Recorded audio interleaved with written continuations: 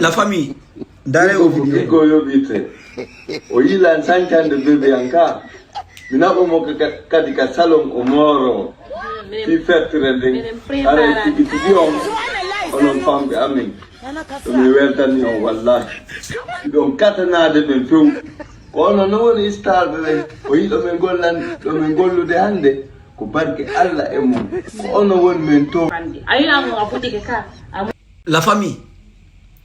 on fop mo yi o video do ko fi o sonnajo do mo modi mum pi avant de commencer d'abord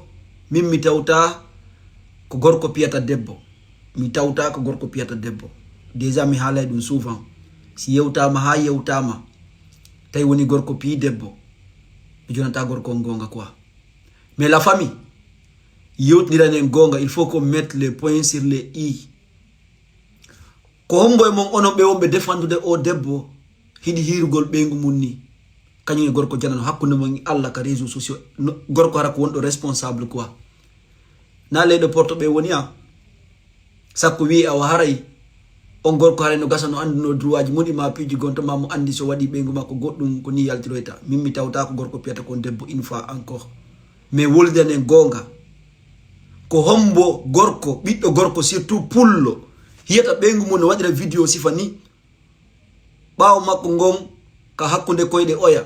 hibe jodi hibe halde di halaji do hasko pc ko hombo biddo gorko mi un homme avec un grand has hidi hirgol bengu mun ni kanyge gorko janano ka réseaux sociaux do e goddo si o jombama ma on tigi jombi on tigi subay ko wada a fait programme comédie, a fait programme quoi que ce soit. Si ari hata woni a jomba mama a jombi a subay ko wada bare fo nyama e bebe ko natore ndun ka sudu ko ndombu nyakinde surtout ka réseaux sociaux parce que on gorko don kadi gorko non kadi quoi donc vous on on jetire mo faible comme moi so yube nguma ko andi bebe andi ko islaminte ko adayus ka be islaminte adayus ko se ko worbe nalu mabbe worbe be peri be andanda hore mum be yebe nguli mabbe din wada peji din jena e sappo kawle do watabe ni fruwa ni so quoi ko gorko irresponsible jonon quoi sa yi o gorko o pi bengu makko sirman no gasara avertissimo ha oronki parce que cause debbo tigit inni ko sabu dum do o perimo zar sabu tunugo makko pese on gorko kadi mo tunata mun kadi inni kadi ko sabu tunugo makko pese on ko dum don waddi mo kanko modi makko sabu dum modi makko perimo mi tawta ko modi makko pimo ko mi tawta gorko piyata ko debbo few mi tawta dum non mi tawta mais non si debbo jombama yewte rewbe jomba ben ko woni ko der ton ko mi fenantama hala nebe ko hondu woni gonga on hala nebe si islam on tigiri innima stay woni modima hadima tay woni den ko hunde de modima haduma do wana tajugol enda wana hunde tawta de lundi dina islam wata wadu quoi donc wana modima si nima hida tournugol pesi ayata tourna pesi parce que himbe no hidi ko watta ko parce que o sonnajo me ko ti interview makko fop makko quoi woli piji didi itawata min di convaincre la ni tawata franchement ça me dit rien quoi première chose mo inni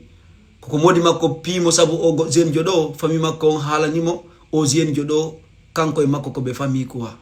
ke mi andas ko kawo do mo ides ko honno kanko depuis be fuddi tournugol pc ko o do pimo do famille makko wata mo inugo o mo da tournugol pc do ko musiddo mani ko kawra mo ni et pourtant le wata wi go hari famille makko ngala hide video ji makko ni c'est possible wadi hide deuxièmement woni kadi a fait programme tournugol pc ko hunde de hiduno hunde de rêve no avant que modi makko jombude mo quoi déjà ko rêve makko comment ko modi makko wadi o wo inni avant hari o hebali ko walla mo réalise gol dum don jonno bayo hebi ko walla mo réalise gol dum don o fudama ande do fudama dare gol obligé o jokkay dum don quoi il faut men andi si debbo décider hunde fayda ko fandi goddo wata mo yeltugol le mum min ko mi halanta worbe ben porto ben no inni marie-toi à ta sorte devant ta porte ndaru neddo mo andanda hore mum ko mo nanduda e mum nanduda jikku mandanda hore mum ko mentalité goto jomba on don quoi tourna be pese yobe jombidir yimobe yobe jombidir blagobe yobe jombidir ankad ndaru neddo mo tawata himo nande ma oustas be yo jombidir bumi be yo jombidir zar oustas be yo bumi be yo jombidir après kadi mo be e vibes ji mum benno kadi jombidira mais sa ndari neddo mo tawata ay makko na ambition goto mardo na vision goto mardo mo jombidiri o wawata wondude quoi parce que o yaray do ay yara do ka on famodiri ta ko watno go yila mojja une fois encore mi tawta ko gorko pi o sonnaji do ko mais